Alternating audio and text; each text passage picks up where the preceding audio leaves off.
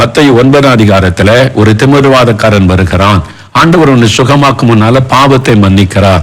ஏன்? அவனுடைய பாவம் தான் வியாதிக்கு காரணம். அவன் மனம் திரும்புகிறான். தன் பாவத்தை குறித்த உணர்ந்து மனம் திரும்பினதை இயேசு கண்டுதான் பாவத்தை மன்னித்து குணமாக்கினார். சிலருடைய வாழ்க்கையில அவங்களுடைய பாவத்தை நிமித்த வியாதி வந்திருந்தால் அவங்க மனம் திரும்பும் பொழுதுதான் சுகத்தை பெற்றுக்கொள்ள முடியும். அவங்களுடைய மனம் திரும்புகிற இருதயம் வந்துவிட்டால் அப்பொழுது சுகமளிக்கிற வரம், குணமாக்குகிற வரம் உங்கள் மூலமாய் செயல்பட்டு அவங்களுக்கு அற்புதத்தை கொண்டு வரும். அதை மறந்துடக்கூடாது. எங்களுக்கு ஊழியத்துல ஆரம்ப காலத்துல ஒரு 20 வருஷத்துக்கு முன்னால கிறிஸ்டியன் தாத்தான்னு ஒரு தாத்தா இருந்தாங்க. அவங்க எங்க ஊர் பக்கம் நாசரத் பக்கம் அவங்களுடைய ஊர் இருக்கிறது. குளத்து குடியிருப்பு பக்கம் தங்கியாபுரம் எல்லாம் இருக்குது. அந்த பகுதியை சார்ந்தவர்கள் அவர்கள். அவங்க எங்க ஊழியத்துல பல வருஷமா இருந்தாங்க. எல்லாம் ஜெபம் பண்ணிக்கிட்டே இருந்தாங்க. எங்க போனாலும் ஊழியத்தை கூட்டிட்டு போவேன். முழங்கால நின்று மணிக்கணக்கா ஜெபிப்பாங்க. கிராம சுவிசேஷம் அறிவிப்பாங்க. அவங்கள்ட்ட கேட்டேன் ஒரு நாள், ஆண்டவர் மேல இவ்வளவு அன்பா திருத்துருவா இயேசுவை அறிவிக்கிறீங்களே தாத்தா, என்ன விஷயம் என்று. அவங்களுடைய வாழ்க்கையில நடந்த சம்பவத்தை அவங்க சொன்னார்கள். அவங்க திருமணமாகி சின்ன பிள்ளைகளா அவங்களுடைய குழந்தைகளா இருக்கும்போது 2 கால்களும் செயலற்று விட்டது. கால்கள் வாத நோயினால் தாக்கப்பட்டு அவங்க பேரலிட்டிக் அட்டாக் ஆகி நடக்க முடியாம சப்பானி ஆயிட்டாங்க. அவங்க சொன்னாங்க வீட்டுக்குள்ள தவழ்ந்து கொண்டே இருப்பாங்களாம். எழுப்பி நிக்க முடியாது, நடக்க முடியாது. பிள்ளைகளும் கூட பார்த்து சிரிக்குமா. இப்போ எத்தனையோ வைத்தியம், எல்லா விதமான வைத்தியம் செய்து சொன்னு போயிட்டாங்க. அதனால கடைசியில கிறிஸ்தவங்க தான் நோய்க்கும் பாரு பேய்க்கும் பாருன்னு சில சொல்லுவாங்க பாத்தீங்களா. அது மாதிரி மந்திரவாதி கூட்டிட்டு மந்திரவாதம் எல்லாம் செய்யறாங்க. வீட்டுல வச்சு நடுராத்திரில யாருக்கும் தெரியாம மந்திரவாதம் எல்லாம் பண்ணி அந்த ரத்த பலியெல்லாம் செலுத்தி பண்ணி பார்த்தாங்க, சுகமாக்க முடியல. அவ்வளவுதான். அப்புறம் கடைசியில மனம் உடைந்து இனி சாகத்தான் போகிறேன் என்ற மன சோர்வோடு இருக்கும்போது ஜெபம் பண்ணுகிற ஒரு தாயார் அவங்க அந்த ஊருக்கு வந்திருக்கிறாங்க. யாரும் அந்த ஊர்ல அந்த வீட்டை கூட்டு வந்த போது இப்படி ஒரு ஐயா நடக்க முடியாம இருக்கிறாங்க, நீங்க ஜெபம் பண்ண முடியுமான்னு கூட்டிட்டு போயிருக்கிறாங்க. வியாதியோட நடக்க முடியாம தவிழ்ந்து கொண்டு இருக்கிற ஒரு ஐயா வீட்டுல இருக்கிறாங்க. இந்த ஜெபம் பண்ணுகிற தாயார் வந்திருக்கிறாங்க. அந்த தாயார் பாக்குறாங்க, அவர் நடக்க முடியாம இருக்கிறாங்க. அவ பார்த்தோன்னு பாருங்க, பவுல் வேதத்துல பாத்தீங்கன்னா உற்று பார்த்து அடிக்கடி வரும் அந்த மாதிரி ஒரு பார்வை, ஆவியானுடைய பார்வை. அந்த தாயார் அவங்களை உற்று பார்த்தாங்க. பார்த்துட்டு அவங்களை பார்த்து ஒரே வார்த்தை சொன்னாங்களாம், உன் வாலிப நாட்களின் பாவத்தை விட்டு நீ மனம் திரும்பு, அப்பொழுது இயேசு உன்னை குணமாக்குவார் சொல்லிட்டு போயிட்டே இருந்துட்டாங்களாம். அந்த ஐயா சொன்னாங்க, அந்த அம்மா வந்தாங்க, என்னை பார்த்து கைட்டு சொன்னாங்க, உன் வாலிபத்தின் நாட்களில் நீ செய்த பாவத்தை விட்டு மனம் திரும்பு, அப்பொழுது இயேசு உன்னை குணமாக்குவார் போயிட்டே இருந்துட்டாங்க. அவ்வளவுதான்.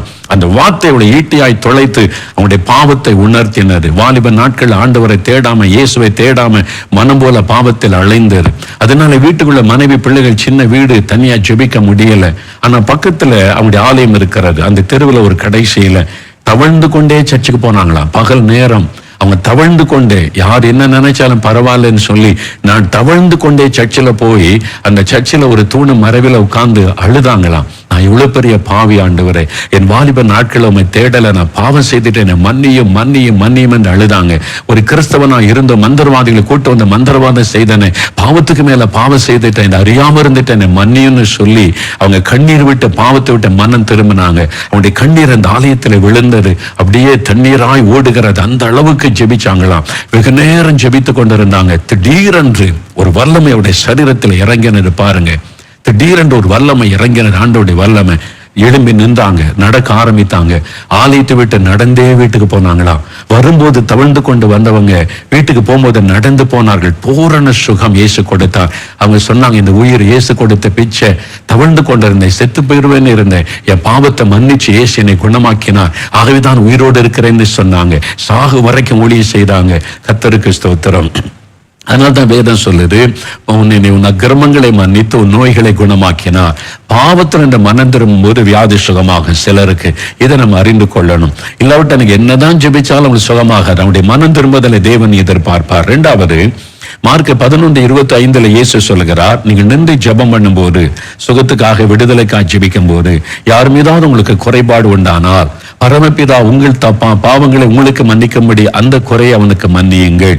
அதாவது மன்னிக்கிற இருதயம் இருக்கணும், ஒப்புரவாகணும், அப்ப சுகம் உண்டாகும். சிலருக்கு அப்படிதான். யாக்கோபு 5:16 பார்க்கிறோம், நீங்கள் சொஸ்தம் அடையும்படி ஒருவர் பாவத்தை ஒருவர் அறிக்கையிட்டு ஒருவருக்காக ஒருவர் ஜெபம் பண்ணுங்கள் என்று யாக்கோபு 5:16 சொல்லுகிறாரு. அப்போ நம்ம ஒப்புரவாகணும், மற்றவங்களை மன்னிக்கணும். கசப்பான உள்ளத்தோடு இருந்தா ஆண்டவர் சுகம் கொடுக்க முடியாது, அற்புதம் செய்ய முடியாது. அதனால அந்த காரியத்தை சரிப்படுத்த வேண்டியது இருக்கும்.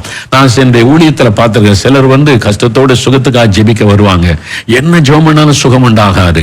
எவ்வளவு ஜெபித்தாலும், போராடி ஜெபித்தாலும் சுகம் உண்டாகுது. என்ன ஆண்டவரே, இவங்களை ஏன் நீங்க சுகமாக்க மாட்டேங்கிறீங்கன்னு சொன்னா ஆண்டவர் சொல்லுவார், அவங்க கிறிஸ்தவங்களா இருப்பாங்க, வசனத்துக்கு கீழ்ப்படியல, இருதயத்துல கசப்பு இருக்குது, அவங்க மன்னிச்சு ஒப்புரவாயிட்டு வர சொல்ல நான் குணமாக்குகிறேன். அதே மாதிரி அவங்க போய் மன்னிப்பு கேட்டு ஒப்புரவாயிட்டு வந்துட்டா உடனே சரீரத்துல வியாதி சுகமாயிரும்.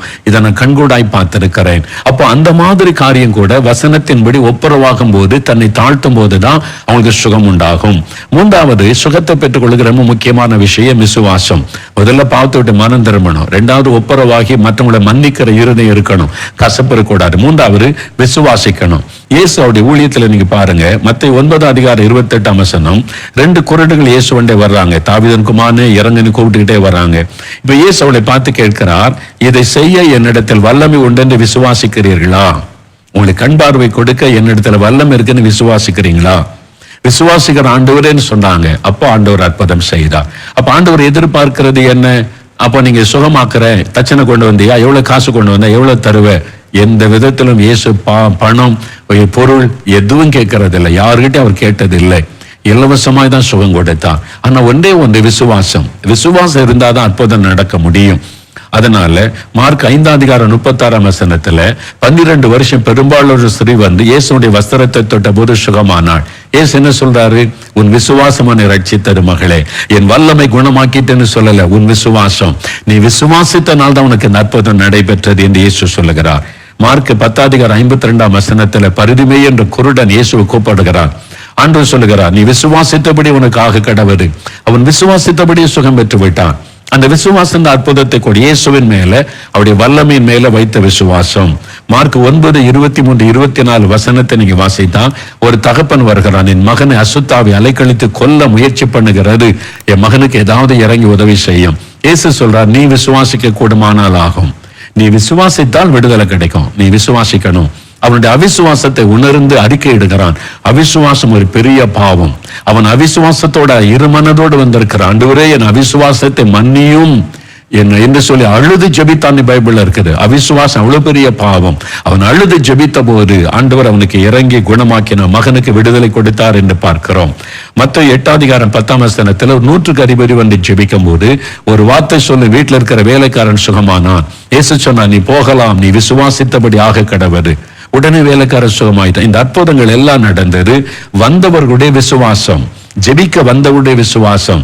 அதனால்தான் கூட்டங்கள்ல விசுவாச வார்த்தைகளை நாங்கள் பேசுகிறோம். அவருடைய விசுவாசத்தை தூண்டி எழுப்பும்படியான சாட்சிகளை நாங்கள் சொல்லுகிறோம். அவங்க விசுவாசித்தால் தான் அற்புதத்தை பெற்றுக்கொள்ள முடியும். ஆண்டவர் விசுவாசத்தை எதிர்பார்க்கிறார். இதை மறந்துடாதங்க. அப்போ வரக்கூடியவங்க விசுவாசிக்கும் போது அவங்களுக்கு அற்புதம் செய்வார். இதையும் தாண்டி அடுத்த பகுதி தான் பாருங்களேன். அதாவது வருகிறவருடைய விசுவாசம் உங்களுக்கு அற்புதம் செய்யும். அவங்களால விசுவாசிக்க முடியாத பட்சத்துல உங்க மூலமா குணமளிக்கிற வரம் செயல்பட ஆரம்பிக்கும். உங்க மூலமா அந்த வரம் செயல்பட்டு அற்புதத்தின் மூலம் அந்த மக்கள் ஆண்டவரை விசுவாசிக்க, ஆண்டவர் பக்கமாய் திரும்ப ஏதுவாக மாறும். அதுலதான் நீங்க விளங்கி கொள்ளணும். அப்போ அதாவது வியாதியஸ்தருடைய விசுவாசம் அது அற்புதத்தை கொண்டு வரும். அடுத்தது நம்முடைய விசுவாசம். இந்த வரம் கிரிய செய்யும் போது வித்தியாசமா இந்த விசுவாசம் செயல்பட்டு, அந்த வரம் செயல்பட்டு அற்புதம் நடக்கும். வர்றவங்க விசுவாசம் இல்லாம வந்தா கூட அவங்களுக்கு அற்புதம் நடக்கும் இந்த வரம் செயல்படும் போது. அப்போ வருகிறவங்களுடைய விசுவாசத்தினால அற்புதம் நடக்கும். எப்படி பாருங்க, நாங்க ஒவ்வொரு வியாழக்கிழமையும் இங்க சுகமளிக்கிற கூட்டம், ஜனங்க சுகம் பெற, விடுதலை பெற வச்சு சுவிசேஷத்தை அறிவிக்கிறோம். நிறைய மக்கள் இயேசுவிடத்திலிருந்து சுகத்தை பெற்றுக்கொள்றாங்க. ஒரு சகோதரி தூர இடத்துல இருந்து வந்தாங்க, திருநெல்வேலிக்கு. அங்கிருந்து அவங்களால 2 காலம் நடக்க முடியாது, சில வருஷமாய் படுக்கையில இருந்தாங்க. என்ன 4 மாடி கூட்டு போங்க, இந்த ஜெபத்துக்கு கூட்டு போங்க, இயேசு என்னை குணமாக்குவார்னு விசுவாசித்து அவங்களுக்கு வீட்டுல ஒரு கார் ஒழுங்கு பண்ணி அவங்கள அந்த காருக்குள்ள தூக்கி வச்சு அந்த கூட்டத்துக்கு கூட்டு வந்திருக்கிறாங்க. அவங்க என்ன ஜெபிச்ச, ஆண்டவரே, நான் திரும்ப இந்த வீட்டுக்குள்ள வரும்போது நடந்து வரணும். நான் போகும்போது என்ன தூக்கிட்டு போறாங்க காருக்குள்ள, நான் திரும்ப என் வீட்டுக்குள்ள வரும்போது நடந்துதான் வரணும். எனக்கு நீங்க அற்புதம் செய்யணும். நான் உண்மை விசுவாசிக்கிறேன்னு இயேசு மேல விசுவாசத்தை வெளிப்படுத்திட்டு கூட்டத்துக்கு வந்திருக்கிறாங்க. கூட்டத்துல எல்லாம் பங்கு பெற்றாங்க. அந்த ஜெபம் நடக்குது, அவங்களும் ஜெபிக்கிறாங்க, என்னை சுகமாக்குங்க, நடக்க வைங்க. நீ நிறைய பேர் சுகம் பெற்று மேடையில சாட்சி சொல்றாங்க. இவங்களுக்கு ஒண்ணுமே நடக்கல. உடனே எளிமை நடக்கும் இல்லை, மாற்றமும் இல்லை. கொஞ்சம் சோர்ந்து போனாங்க. அதனால திரும்ப அவங்களை தூக்கி காருக்குள்ள வச்சுதான் கொண்டு போனாங்க. இவ்வளவு விசுவாசத்தோடு வந்தாங்க. திரும்பி போகும்போது சுகமாகாம காருக்குள்ள வச்சு, நானும் அவங்களுக்காக கை வைத்து ஜெபம் பண்ண, ஒண்ணு நடக்கல. காருக்குள்ள வச்சு கொண்டு போறாங்க. திரும்ப அவங்க ஊருக்கு போறதுக்கு கிட்டத்தட்ட 1.5 மணி நேரம் கிட்ட ஆகும். அவங்க போய் டிராவல் பண்ணி அந்த வீட்டு முன்னாலே போய் கார் நிக்குது. வீட்டுக்கு முன்னால கார் நிக்குது. இவங்களை கதவை திறந்து தூக்கம் வந்தா அவங்க எழும்பி நடந்து வீட்டுக்குள்ள போறாங்க. அல்லேலூயா. ஆச்சரியம். அவங்க என்ன விசுவாசித்தாங்க? நான் இந்த வீட்டுக்குள்ள திரும்ப வரும்போது நான் நடந்து வரணும்.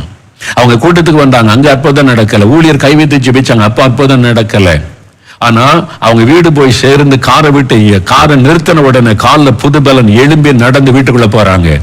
எப்படி? அவங்களுடைய விசுவாசம். தேவன் அதை கனப்படுத்தினார். நான் திரும்ப அந்த வீட்டுக்குள்ள நடந்துதான் வரணும்னு ஜெபிச்சுட்டு போறாங்க. அதே மாதிரி ஆண்டவர் அற்புதம் செய்துட்டார். தேவன் எப்படி எந்த மாதிரி அற்புதம் செய்வார் நமக்கு தெரியாது. ஆனா விசுவாசம் இயேசுவின் மேல இருக்கணும், அதான் முக்கியம். வியாதியஸ்தருடைய விசுவாசம் அவளுக்குள்ள அற்புதத்தை கொண்டு வரும்.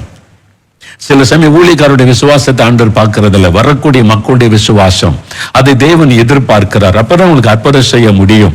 அதனாலதான் முதல்ல பிரசங்கத்தை கேளுங்க. வசனத்தை கேட்கும் போது விசுவாசம் உண்டாகும். வேத வசனத்தை கேட்க கேட்க விசுவாசம் பெருகும். அதனாலதான் நாங்க முதலாவது பிரசங்கத்தை கேளுங்க, வசனத்தை கேளுங்கன்னு சொல்றதுக்கு காரணம். அப்பதான் அற்புதத்தை பெற்றுக்கொள்ள முடியும், இல்லாட்டி அற்புதத்தை பெற்றுக்கொள்ள முடியாது. அதனால இயேசு கிறிஸ்து செய்த அற்புதத்துல சில இடங்களுக்கு போகும்போது அற்புதம் நடந்தது. இயேசு தன் பிறந்த ஊராகிய நாசரேத்துக்கு வந்தாராம். நாசரேத்துக்கு வந்தா, இந்த இவன் நமக்கு முன்னால வளர்ந்த ஆளு தானே அப்படின்னு அவங்க எல்லாம் இயேசு அற்பமா நினைச்சாங்க. அதனால பாருங்க வசனம் என்ன சொல்லுது பாருங்க. அப்போ மார்க் 6ஆம் அதிகாரத்துல பாருங்களேன். மார்க் 6ஆம் அதிகாரத்துல இயேசு தன் வளர்ந்த ஊராகிய நாசரேத்துக்கு வந்தார். அங்க என்ன நடக்கு பாருங்க. 5-6 வசனம் பாருங்க. அங்கே அவர் சில நோயாளிகள் மேல் கைகளை வைத்து அவர்களை குணமாக்கினதை அன்றி வேறொரு அற்புதமும் செய்யக்கூடாமல், he was unable to do the miracle. இயேசுவால் அதுக்கு மேல் அற்புதம் செய்ய முடியல. அவர்களுடைய அவிசுவாசத்தை குறித்து ஆச்சரியப்பட்டு கிராமங்களிலே சுற்றி திரிந்து உபதேசம் பண்ணினார். அவருடைய அவிசுவாசத்தை குறித்து ஆச்சரியப்பட்டார். அவங்க அவிசுவாசம் கொண்டதுனால இயேசுவால் அற்புதம் செய்ய முடியவில்லை என்று வசனம் சொல்லி, he was unable to do the miracle. காரணம் அவங்களோட அவிசுவாசம். அதனால்தான் நாங்க நற்செய்தி கூட்டம் நடத்தும் போது ஜனங்கள் ஆண்டவரை விசுவாசிக்கும்படியான வசனங்களை சொல்லி அவர்களுக்கு அதுக்கேற்ற சாட்சியை சொல்லி பலப்படுத்துகிறோம். ஏன்னா அதுக்காக தான் வர்றாங்க. விடுதலை பெறுவிழா கூட்டம் நாங்க நடத்துற கூட்டத்துக்கு ஜனங்கள் வருவது எனக்கு பாவத்திலிருந்து, சாபத்திலிருந்து, நோயிலிருந்து விடுதலை கிடைக்கும்னு எதிர்பார்ப்போடு வர்றாங்க. அவங்க விடுதலை பெறணுமான விசுவாசம் அவசியம். அதுக்கேற்ற வார்த்தைகளை நாங்கள் பேசி அவர்களை வழி நடத்துகிறோம். அதுவே ஒரு மிஷினரி கூட்டம், அங்க இதை பற்றி பேச தேவையில்லை. அங்க மிஷினரிகள் ஆத்ம பாரம், ஊழிய காரியத்தை குறித்து பேசினால் போதும். அப்படி கூட்டங்களுக்கு கூட்ட வித்தியாசம் இருக்கிறது. அதனால இந்த மாதிரி இயேசு கிறிஸ்து போன இடத்துல எல்லாம் சுகத்தை பெறுவதற்கு மக்கள் வந்தாங்க. அதனால அவங்களுடைய விசுவாசத்தை தூண்டி எழுப்பி ஆண்டவர் அற்புதங்களை செய்கிறார். அப்ப விசுவாசம், வருகிறவருடைய விசுவாசம் அவங்களுக்கு அற்புத சுகத்தை கொண்டு வரும். அதை நம்ம அறிந்து கொள்ள வேண்டியது அவசியம். ஓரல் ராபர்ட் என்று அமெரிக்கால ஊழியக்காரர் இருந்தார். அவர் யார் மேல கை வைத்து ஜெபிச்சால் அற்புத சுகம் உண்டாகும். எப்படிப்பட்ட வியாதி சுகமாகிவிடும்.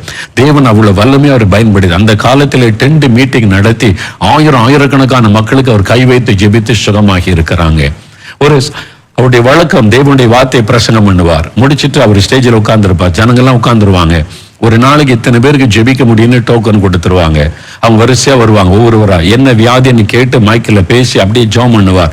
உடனே சுகமாகி சாட்சி சொல்லி, நடக்க முடியாதவங்க நடந்து போவாங்க, கண் தெரியாதவங்க கண் திறந்துரும், காது கேட்காது காது திறந்துரும். இம்மிடியேட் மிராக்கிள் அப்படியே நடக்கும். அப்படியே சுகமாயிட்டு போவாங்க. ஒரு சமயம் ஒரு மேடையில் உட்கார்ந்து ஒருவரா ஜெபிக்கிற, மற்றவங்களாம் உட்கார்ந்து கவனிச்சுக்கிட்டே இருப்பாங்க. ஒரு தாயார் நடக்க முடியாத ஒரு குழந்தையை தூக்கிட்டு வந்தாங்க. அந்த குழந்தை கொஞ்சம் பெரிய பையன் தான், நடக்கக்கூடிய வயசு உள்ள பையன். அவனை தூக்கி சுமந்து கொண்டு வந்தாங்க. அவனுடைய 2 கால்களும் அப்படியே தொங்கி கொண்டு இருக்கிறது, நிக்கல. அப்ப அவங்க சொன்னாங்க, என்ன உங்களுக்கு பிரச்சனை அப்படின்னு கேட்டா, என் பையனுக்கு 2 காலும் நடக்க முடியல.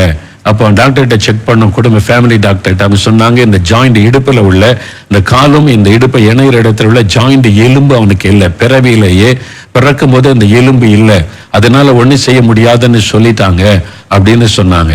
ஆனா நான் விசுவாசத்தோட ஜெபம் பண்ணேன்.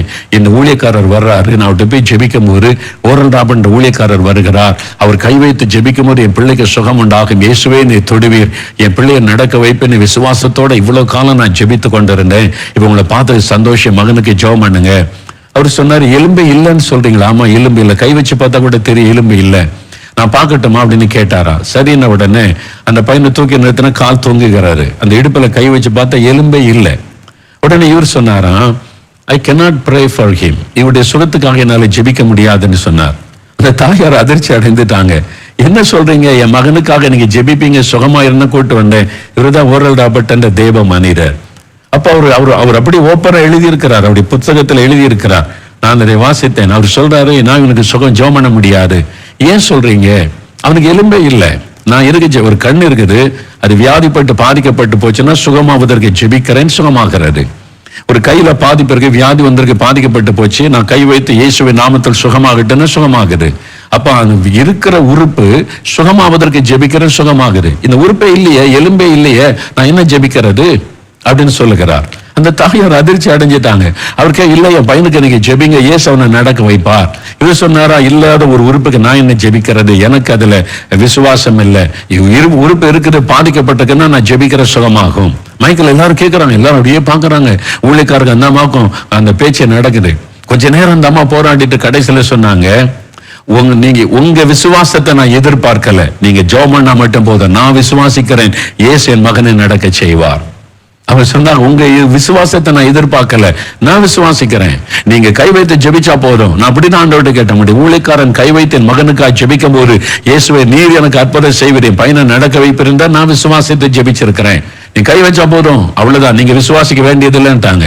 இவருக்கு ஷேமாய் போச்சான். இவ்வளவு கூட்டத்துக்கு நடுவில் சொல்றேன், சரி நீங்க சொல்றீங்க அதனால ஜெபிக்கிறேன்னு சொல்லி, இவர் எனக்கு விசுவாசம் இல்லை, ஆனா நீங்க சொல்றதுனால ஜெபிக்கிறேன்னு சொல்லி கை வைத்து ஒரு ஜெபம் பண்ணாராம். ஜெபம் பண்ணிட்டு இயேசு நாமத்துல சுகமாகட்டுன்னு. ஒண்ணு நடக்கல.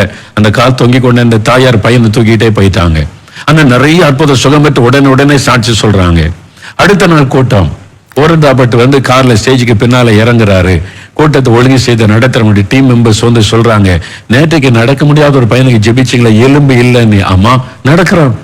இப்ப அந்த பையன் நடக்கிறானா, எலும்பை இல்லை. எப்படி நீங்க பாருங்க, ஸ்டேஜில் நடந்து கொண்டிருக்கிறான். ஜனங்கள்லாம் மகிழ்ச்சியோட இயேசுவை துதித்து கொண்டிருக்க, பெரிய ஆரவார சத்தம் கேக்குது. இவர் பார்த்து அந்த பையன் ஸ்டேஜில் எங்கெங்க நடக்கிறான். அந்த தாயார் நின்று மகிழ்ச்சியோட ஆண்டவரை துதித்து கொண்டே இருக்கிறாங்க. இவருக்கு ஆச்சரியம் தாங்க முடியல. அந்த தாயாரை கூப்பிட்டு கேட்டார், என்ன நடந்தது? அந்த தாயார் சொன்னாங்க, ஐயா, நீங்க இந்த பட்டணத்துக்கு வருவது அறிந்த நாள்ல இருந்து நான் ஜெபிக்கிறேன். என் ஊழியக்காரர் கை வைத்து ஜெபிக்கும் போது இயேசு என் மகனுக்கு சுகம் தருவார், அது மாதிரி ஜெபித்து கொண்டே இருந்தேன். அதனால தான் நீங்க கை வைத்து ஜெபிச்சா போதும்னு சொன்னேன். நீங்க ஜெபிச்சிட்டீங்க, நான் வீட்டுக்கு கூட்டு போன. ஆண்டவரே, நான் ஜெபிச்சுட்டேன், என் மையன் நடக்க போறான், ஸ்தோத்திரம்னு சொல்லிட்டு இரவு சாப்பாடு கொடுத்து படுக்க வச்சுட்டேன். காலையில என் கிச்சன்ல நான் வேலை செய்து கொண்டிருந்தேன். காலையில படுக்க விட்டு எழுந்த என் மகன் படுக்க விட்டு இறங்கி நடந்து என் பக்கத்துல நிக்கிறான் கிச்சன்ல. மம்மின்னு சொல்லி நான் திரும்பி பார்த்தா பையன் நிக்கிறான், நடக்கிறான், கால் ஊன்றி நிக்கிறான். என்ன ராத்திரி நான் அப்படியே படுக்க வச்சேன், காலையில எழும்பும் போது நடக்கிறான். நான் கை வச்சு பார்த்தா எலும்பு இருக்குது.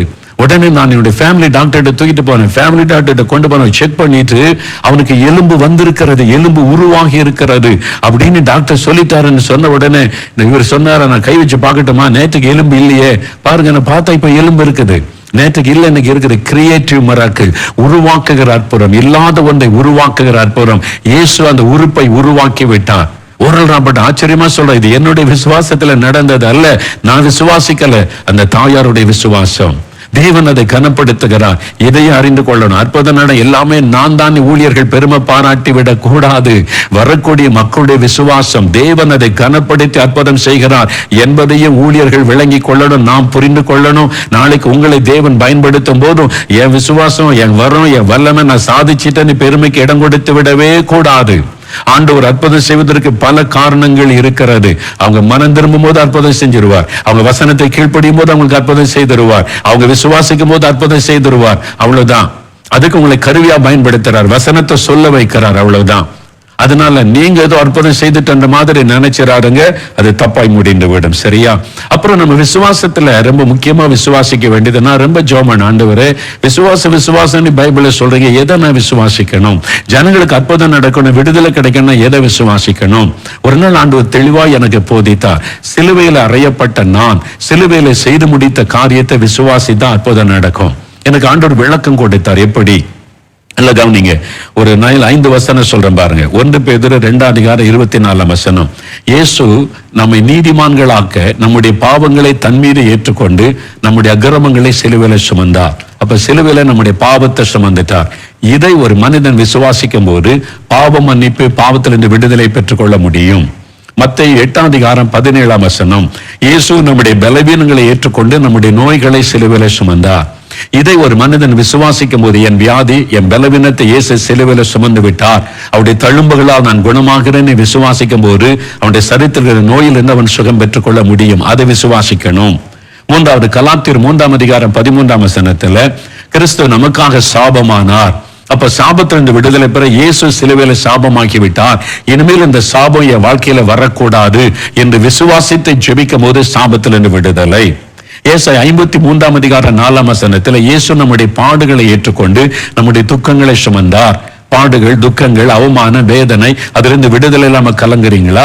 இயேசு சிலுவையில் அதை சுமந்து விட்டார், இனி அதை நான் சுமக்க வேண்டிய அவசியம் இல்லை. நீ விசுவாசித்தால் அந்த பிரச்சனையிலிருந்து உங்களுக்கு விடுதலை. கொலோசியர் 2:15 அவர் சிலுவையில பிசாசின் மீது வெற்றி சிறந்தார், சாத்தானுடைய வல்லமை உரிந்து கொண்டார். அப்ப சிலுவையில இயேசு சாத்தானை ஜெயித்து விட்டார், அவர் வெற்றி எடுத்து விட்டார், பிசாசின் வல்லமை அழித்து விட்டார். விசுவாசித்த அந்த வசனத்தை விசுவாசித்தால் பிசாசின் கட்டிலிருந்து விடுதலை. அவ்வளவுதான். நீங்க வசனத்துல சொல்லப்பட்ட இயேசு சிலுவையில செய்து முடித்த காரியத்தை விசுவாசிக்கணும். அதை ஆண்டவர் சொல்லிக் கொடுத்தார். அநேக ஆண்டுகளுக்கு முன்னால தூத்துக்குடியில ஒரு ஊழியத்துக்கு நான் போயிருந்த போது, என் ஊழியத்தின் ஆரம்ப காலம், ஒரு குடும்பத்தார் கூட்டத்தில் பிரசங்கம் பண்ணி முடிச்சேன். ஒரு குழந்தை ஆஸ்பத்திரியில் ஆபத்தான நிலைமையில இருக்குது, நீங்க வந்து ஜெபம் பண்ண முடியுமான்னு கேட்டாங்க. ஒரு குழந்தை பாவம், தகப்பனார் தாய் கண்ணீர் வடிப்பாங்களேன்னு சொல்லி சரின்னு போனேன். அங்க போன அந்த ஆஸ்பத்திரிகளை கூட்டிட்டு போனாங்க. அந்த குழந்தை பிறந்து சில மாதங்கள் தான் இருக்கும். அது மாதிரி சின்ன பச்சிளம் குழந்தை. நான் போற தகப்பன் அந்த குழந்தைய பார்த்து அழுதுகிட்டே இருக்கிற சோகமா, தாய் கண்ணீரோடு இருக்கிறாங்க. அது வினோதமா இருந்துச்சு. அந்த நாட்கள்ல அந்த குழந்தையினுடைய தலை மாத்திர ஒரு ஒரு கண்ணாடி பெட்டியில வச்சிருக்கிறாங்க. அந்த கழுத்து வரைக்கும் அந்த கண்ணாடி பெட்டிக்குள்ள இருக்குது, உடம்பு வெளியில இருக்குது. அப்ப அந்த குழந்தையினுடைய அந்த அப்படியே துடிச்சுக்கிட்டு இருக்குது, பேச்சு மூச்சு இல்லாம அப்படியே இருக்குது, சரீரம் துடிச்சுக்கிட்டு இருக்கு. தகப்பனால என்ன காரியம்னு கேட்கிற, சுகமா சொல்ற, டாக்டர்ஸ் கைவிட்டுட்டாங்க, குழந்தை இறந்து போயிடுற, நாங்கள் முடிஞ்ச அளவுக்கு செய்துட்டோம், இதுக்கு மேல எங்களுக்கு செய்யறதுக்கு ஒண்ணு இல்லை, கட்டர் ஆண்டவர் விட்ட வழிதான் சொல்லிட்டாங்க. என்னை தகப்பனாவுடைய அந்த துக்கம், கண்ணீர், தாயனுடைய வேதனை, ஆஸ்பத்திரியில் எல்லாரும் சொந்தக்காரங்களை சூழ்ந்திருக்காரு. எனக்கு என்ன ஜெபிக்கன்னு தெரியல. நான் அந்த குழந்தைய பார்த்துக்கிட்டே இருக்கிறேன். அந்த பெட்டிக்குள்ள இருக்கிற அந்த குழந்தைய பார்க்கிறேன். அந்த குழந்தை அப்படியே துடித்து கொண்டு இருக்கிறது. எந்த நேரத்தில் உயிர் போயிடலாம், டாக்டர்ஸ் கை விட்டுட்டாங்க. ஆண்டவரே, நான் என்ன ஜெபிக்கிறது? தாயும் தகப்பனை இவ்வளவு துக்கத்தோடு இருக்காங்களே, எப்படி இந்த குழந்தைக்காக ஜெபிக்கிறது? நம்பிக்கை இழந்து போன முடிஞ்சதுன்னு சொல்றாங்களேன்னு பார்க்கும்போது, அந்த குழந்தையுடைய சரீரத்தை உற்று நோக்கின போது, அந்த 2 பிஞ்சு கைகளிலையும், இந்த பகுதியில காலையும் ரத்த காயங்கள் இருந்தது. அப்படியே ரத்தம் கட்டி நிற்கிறது, காயப்படுத்தப்பட்டது. நான் பார்த்த 2 கையிலையும் 2 கால்லையும். நான் அதை பார்க்கும்போது, என்னது அந்த குழந்தையினுடைய 2 கால்லையும் கையிலையும் மேல் பகுதியில ரத்த காயம் இருக்கிறது, எப்படி வந்ததுன்னு கேட்டேன். தகப்பனார் கண்ணீரோடு சொன்னார், என் பிள்ளைக்கு மருந்து செலுத்துவதற்கு நரம்பு கண்டுபிடிக்க குத்தி, இதுல நரம்புல கண்டுபிடிச்சு மருந்து செலுத்தினாங்க. அப்புறம் காலில் 2 கால்லையும் அது குத்தி அந்த மருந்து செலுத்துற உண்டான காயம்னு சொன்னார். அந்த தகப்பனார் சொல்லும் போதே வேதனை. பச்சிளம் குழந்தை எவ்வளவு கஷ்டப்பட்டு இருக்கும். அந்த ரத்த காயத்தை பார்த்த உடனே சிலுவையில இயேசு காயப்பட்ட அந்த காயங்கள் எனக்கு ஞாபகத்தில் வந்தது. ஆவியானவர் அதை எனக்கு ஞாபகப்படுத்தினார். இந்த குழந்தைக்காக இயேசுவின் கைகள் காயப்படுத்தப்பட்டது. இந்த குழந்தைக்காக இயேசுடைய கால்கள் ஆணி அடிக்கப்பட்டு காயப்படுத்தப்பட்டது. இந்த குழந்தை சுகமடைவதற்கு இந்த நோயை அவர் சிலுவையில ஏற்றுக்கொண்டு அந்த காயங்களை ஏற்றுக்கொண்டார். சிலுவையில அவர் ஏற்றுக்கொண்ட அந்த காயங்களை பார், இந்த ஆவியானவர் உள்ளத்துல உணர்த்தின உடனே எனக்குள் ஒரு புதிய நம்பிக்கை வந்தது. இந்த குழந்தைக்கு இயேசு சுகம் தருவார். இந்த குழந்தைக்காக அவர் சிலுவையில ரத்தம் சிந்தி இருக்கிறார். இந்த குழந்தைக்காக காயங்களை ஏற்றுக்கொண்டிருக்கிறார் என்று சொல்லி ஒரு புதிய நம்பிக்கை. விசுவாசத்தோடு அதிக சத்தமிட்டு ஜெபிக்க முடியாது. ஆண்டவரே, சிலுவையில நீர் ஏற்றுக்கொண்ட காயங்களை நினைத்து இந்த குழந்தைக்காக ஜெபிக்கிறேன். இந்த குழந்தை சுகமடைய நீர் சிலுவையில காயப்பட்டீர், அதை நான் விசுவாசிக்கிறேன். அப்படியானால் இந்த குழந்தையை தொட்டு உம்முடைய தழும்புகளால் குணமாக்கும் என்று பாரத்தோடு ஒரு ஜெபம் செய்தேன். விசுவாசத்தோட ஜெபிக்க அந்த சிலுவை காட்சி, அந்த சிலுவையில பட்ட பாடுகள் என்னை தூண்டினது. விசுவாசத்தோட ஜெபிச்சுட்டு போயிட்டேன். சில வருடங்கள் கழிந்தாரு. ஒரு நாள் தூத்துக்குடி ஊழியத்துக்கு போயிருக்கும் போது ஒரு குடும்பத்தார் எங்க வீட்டு வரைக்கும் போயிட்டு வந்துட்டு போயிருங்க, பக்கத்துல தான் வீடுன்னு சொன்னதுனால வீட்டுக்கு போனேன். ஒரு குழந்தை கொண்டு வந்து காண்பித்தாங்க. இந்த குழந்தை தெரியுதா? தெரியலையே அப்படின்னு கேட்டேன். ஒரு நாள் ஆஸ்பத்திரிக்கு வந்தீங்க, கை காலெல்லாம் காயங்கள் இருந்தது கேட்டீங்க. ஆமா, மரண படுக்கையில இருந்துச்சு ஒரு குழந்தை. ஆமா, அதுதான் நீங்க ஜெபம் பண்ணிட்டு போயிட்டீங்க. அந்த நிமிஷத்துல இந்த ஆண்டவர் குழந்தைக்கு சுகம் கொடுத்தார். ஆண்டவர் புது உயிர் கொடுத்தார். இன்னைக்கு வரைக்கும் உயிரோடு இருக்கிறார் என்று மகிழ்ச்சியோடு சொன்னாங்க. அப்படி சிலுவை, அவர் அடைந்த பாடுகள், நீங்க மற்றவங்களுக்காக ஜெபிக்கும் போதும் அதை நினைத்து ஜெபிக்கணும். அவர் சிலுவையில் எல்லாவற்றையும் சுமந்து முடித்து விட்டதை விசுவாசித்து ஜெபிக்கணும். அதுதான் உங்களுடைய விசுவாசமா இருக்கணும். இயேசுடைய பாவத்தை சுமந்ததுனால உங்களுக்கு பாவத்தில் இருந்து விடுதலை, இயேசுடைய நோய்களை சுமந்ததுனால வியாதி இருந்து விடுதலை, இயேசுடைய சாபத்தை சுமந்ததுனால சாபத்தில் இருந்து விடுதலை, எல்லாமே சிலுவையில செய்து முடித்தார். அதை விசுவாசித்து நீங்க மக்களுக்காக ஜெபிக்கணும். நான் மேடையில் நின்று ஜனத்துக்காக ஜெபிக்கும் போது என் கண்கள் சிலுவையைத்தான் நோக்கும். சிலுவையில் அவர் அகோரமாய் தொங்குகிற பாடுபட்ட காட்சியை கண்முன்னால நிறுத்தி, இந்த மக்களுக்காக சிலுவையில் இத்தனை பாடுபட்டீரே, அதை நினைத்தருளும். இந்த மக்களுடைய பாவங்களை நோய்களை சுமந்தீரே, அதை நினைத்தருளும். நான் அதை விசுவாசிக்கிறேன். அதை விசுவாசித்து சிலுவை பாடுகளை நினைத்துதான் மக்களுக்காக நான் ஜெபிப்பது உண்டு. அதுதான் அற்புதத்தை கொண்டு வருகிறது. நான் அவங்களுக்காக மறிக்கல. யாராவது ஊழியக்காரங்க அவங்களுக்காக ரத்த சிந்தனமா இல்ல. இயேசு அவர்தான் சுகம் கொடுக்கிறவர். அதான் நம்முடைய விசுவாசமா இருக்கணும். அந்த மாதிரி விசுவாசத்தோட நீங்க வியாதிஸ்தருக்காக ஜெபிக்கும் போது அற்புதம் நடப்பதை நீங்கள் பார்க்க முடியும். அதுல கர்த்தர் உங்களை பயன்படுத்துவார். உங்க கையை பயன்படுத்துவார், உங்களுடைய நாவை பயன்படுத்துவார். உங்க மூலமா அந்த அற்புதம் வெளிப்படும்படி கர்த்தர் கிரியை செய்வார். உங்க மூலமா ஆண்டவர் அநேகருக்கு விடுதலை சுகத்தை ஆண்டவர் கொடுக்க போகிறார், அற்புதங்களை செய்ய போகிறார். விசுவாசிக்கிறீங்களா?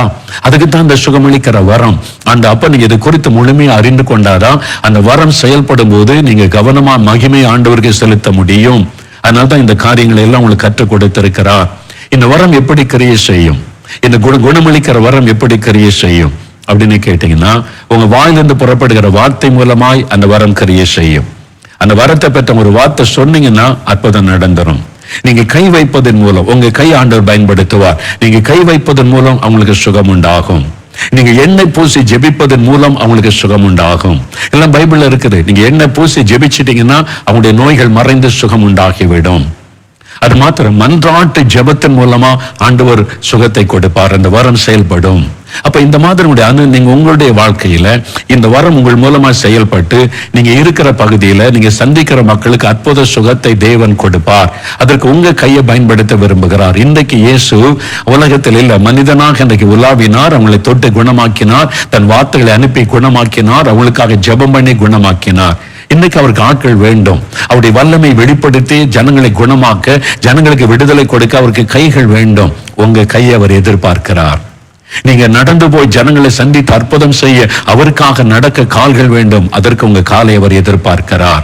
அன்னைக்கு இயேசு சொன்ன வார்த்தையின் மூலம் அற்புதம் நடந்ததை போல அவருக்கென்று அவருடைய வார்த்தைகளை பேசுவதற்கு நாவு வேண்டும். அதற்கு உங்களுடைய நாவை அவர் எதிர்பார்க்கிறார்.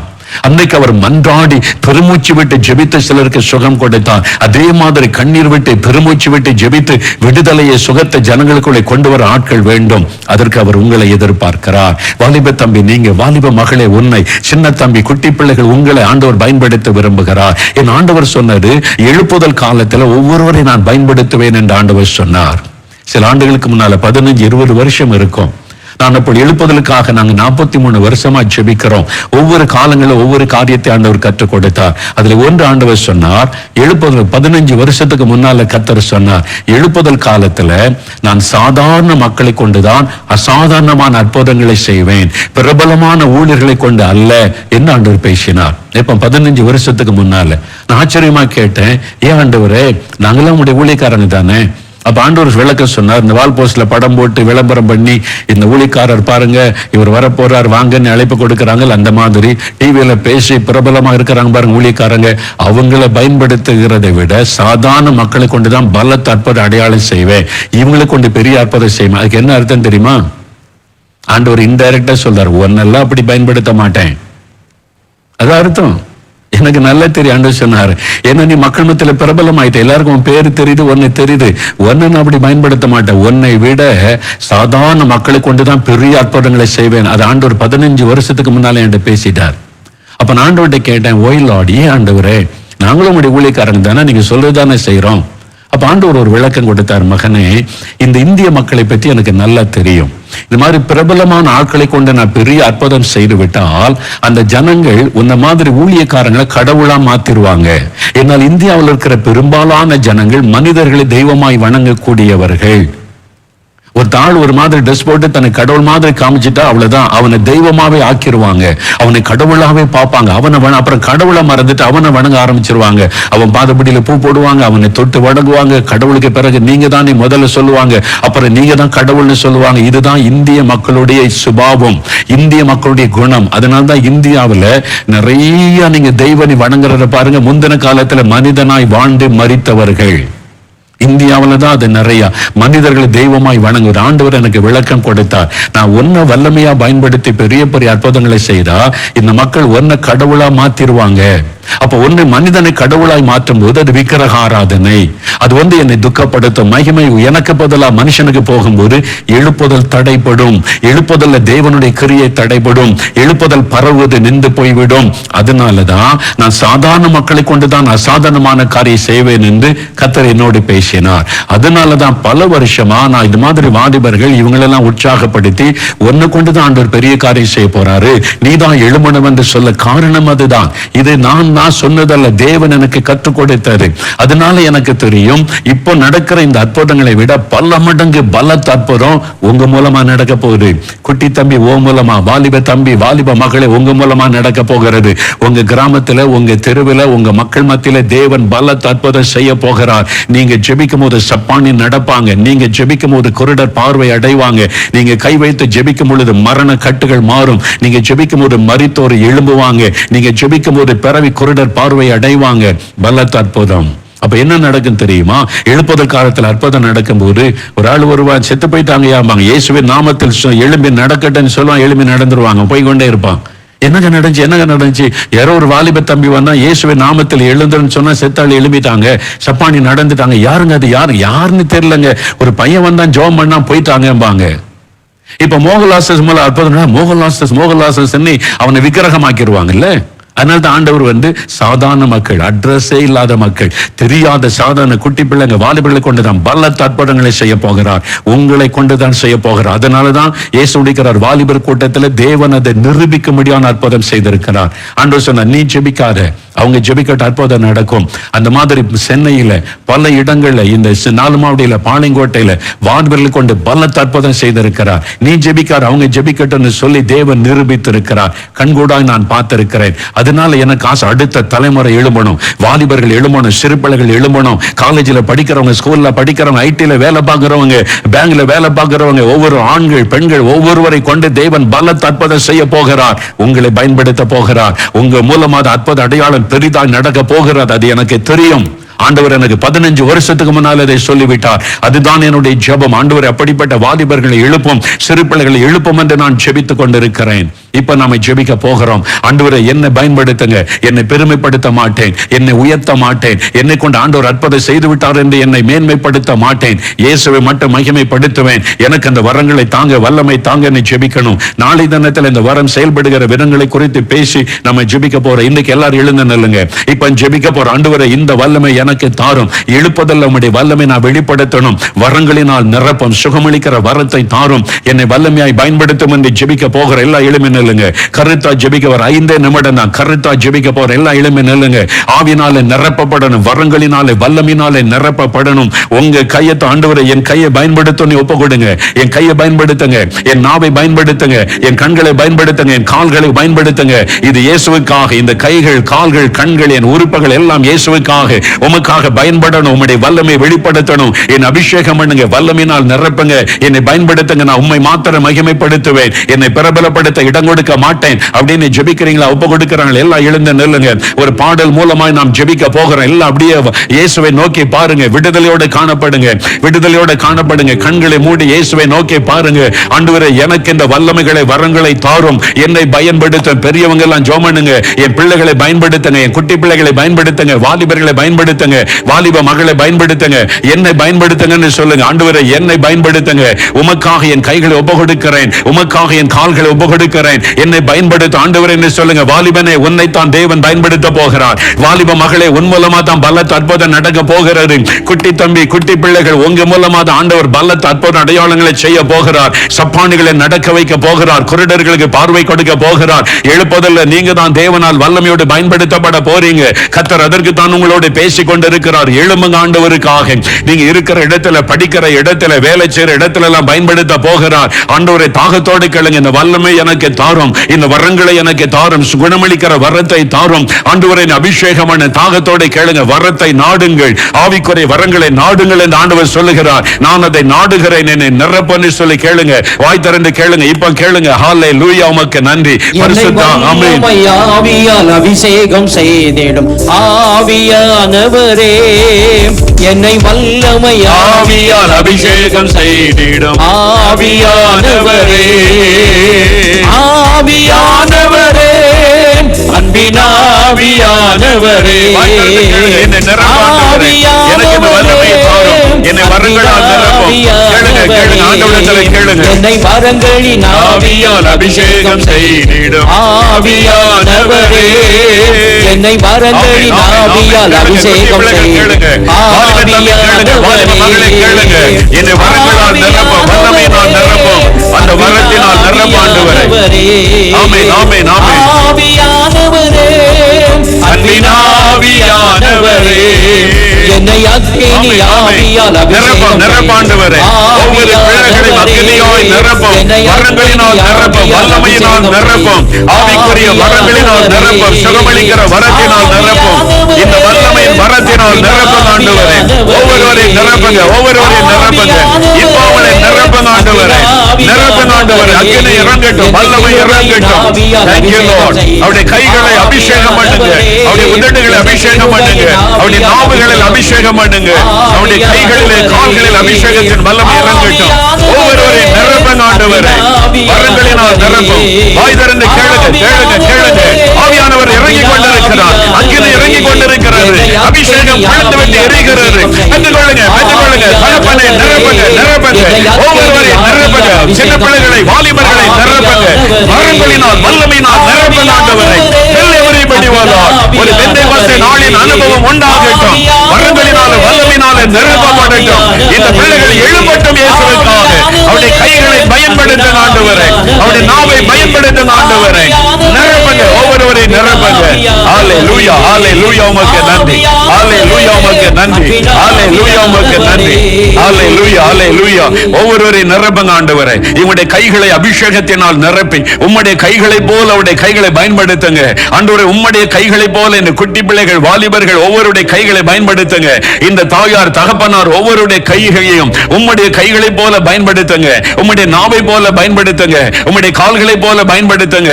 தேடி சென்று சென்று சென்று ஜனங்களுக்கு அற்புதம் செய்ய உம்முடைய வல்லமை வெளிப்படுத்த அபிஷேகத்தினால் நிரப்பும், வரத்தினால் நிரப்பும், வல்லமையினால் நிரப்பும். அவருடைய உள்ளம் கொழுந்து விட்டு எரிகிறதற்காய் ஸ்தோத்திரம். அக்கினி இறங்கினதற்காய் ஸ்தோத்திரம். வரங்களினால் நிரப்பினதற்காய் ஸ்தோத்திரம். இந்த நாள் முதல் ஒரு ஆவிக்குரிய மாற்றத்தை அவர்கள் காணட்டும் ஆண்டவரே. அந்த அபிஷேகம் பெருகட்டும் ஆண்டவரே. உம்முடைய வல்லமை அவர்கள் மூலமாய் வெளிப்படட்டும். இனி யாருக்காக அவர்கள் ஜெபித்தாலும் உடனே அவர்கள் சுகம் அடைவார்களாக. மரண கட்டுகள் மாறுவதாக, வியாதி படுக்கைகள் நீங்குவதாக, நோய்கள் மறைந்து போவதாக. உம்முடைய கரங்களாக அவருடைய கரங்களை பயன்படுத்துங்க. இயேசுவின் நாமத்தில் உம்முடைய அபிஷேகத்தின் வல்லமை நிரப்புகிறதற்காய் ஸ்தோத்திரம். வல்லமையினால் ஆட்கொள்ளுகிறதற்காய் ஸ்தோத்திரம். வரங்களினால் நிரப்பிக் கொண்டு இருக்கிறதற்காய் நன்றி. கொழுந்து விட்டு எரியட்டும், அந்த வல்லமை பெருகட்டும், ஒவ்வொருவரையும் பயன்படுத்தும். கர்த்தரப்படி செய்கிற அன்பிற்காக உம்மை துதிக்கிறோம், ஸ்தோத்தரிக்கிறோம், நன்றி செலுத்துகிற தகப்பனே. எவ்வளவு அழகாக எங்களோடு பேசி எங்களை பலப்படுத்தி வரப்போகிற எழுப்புதலுக்காய் அடுத்த தலைமுறையை கர்த்தர் எழுப்புகிறதற்காக நன்றி. வாலிபர்களை, சிறு பிள்ளைகளை, வயதான தாய் தகப்பன்மார்களை கூட இந்த எழுப்புதலை வல்லமையா நீர் பயன்படுத்த போகிறீர். அந்த கிருபை ஒவ்வொருவரை நிரப்பி ஆட்கொள்ளட்டும் ஆண்டவரே. அவள் அனல் மூட்டி எழுப்ப கிருபை தாரும். உம்முடைய அன்பின் கரத்தில் அவளை ஒப்பு கொடுக்கிறேன் ஆண்டவரே. இந்த புரோகிராமை ஸ்பான்சர் பண்ண குடும்பத்துக்காக உமக்கு ஸ்தோத்திரம் அப்பா. இந்த நிகழ்ச்சியை ஸ்பான்சர் பண்ணி தன்னுடைய காணிக்கையினால் தாங்குகிற அந்த குடும்பத்தை இயேசுவின் நாமத்தில் ஆசீர்வதித்து நான் ஜெபிக்கிறேன். அவருடைய வியாபாரங்கள், வருமானங்கள் பெருகட்டும், செழிக்கட்டும், அவருடைய நன்மைகளை காண செய்யும். இந்த நிகழ்ச்சியின் ஆசீர்வாதத்தை பரலோகத்தில் அவருடைய கணக்கில் எழுதும். கர்த்தரப்படி ஆசீர்வதித்ததற்காக உமக்கு நன்றி. உமக்கே மகிமை செலுத்துகிறோம். இயேசு கிறிஸ்துவின் நாமத்தில் ஜெபிக்கிறோம் பிதாவே. ஆமேன், ஆமேன். என் ஆத்துமாவே கர்த்தரை ஸ்தோத்திரி, என் முழு உள்ளமே அவருடைய பரிசுத்தமுள்ள நாமத்தை ஸ்தோத்திரி. என் ஆத்துமாவே கர்த்தரை ஸ்தோத்திரி, அவர் செய்த சகல உபகாரங்களை மறவாதே. ஆமென்.